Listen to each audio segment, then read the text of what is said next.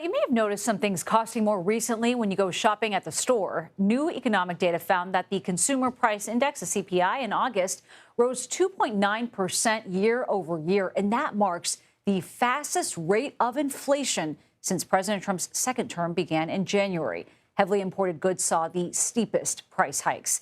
CBS News MoneyWatch reporter Megan Cerullo joins us now. Megan, very good to have you here. It seems like so much is going up in price right now, but some goods and sectors are seeing this price increase more than others. What are you seeing out there?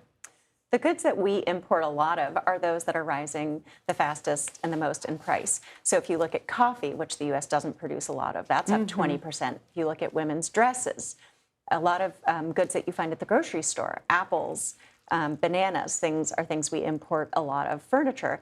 And used automobiles are up, and that's because new autos are up. And so when car prices get more expensive, what consumers do is they turn to the used auto market. What are the options for these companies that are now facing these increased tariff on everything that they're bringing in? There's not a lot they can do because they are incentivized to protect their margins. And so before the tariffs took effect, they front-loaded a lot of inventory, but they've since run through that inventory. So they're passing price hikes on to consumers. By one estimate from Goldman Sachs, consumers are expected to bear 2/3 of the cost of these tariffs. They're also looking at reorienting their supply chains and considering moving manufacturing out of countries that face really high tariff rates to countries, U.S. trade partners that face slightly lower tariff rates.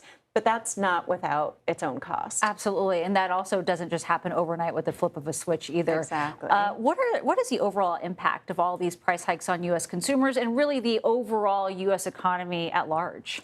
Consumer sentiment is slipping. Consumers say that they're less inclined to spend as much as they have been on goods that are rising in price.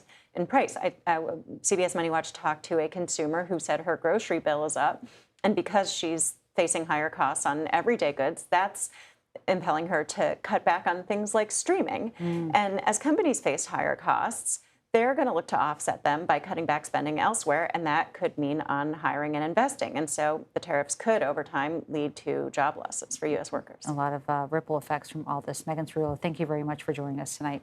Thanks for having me.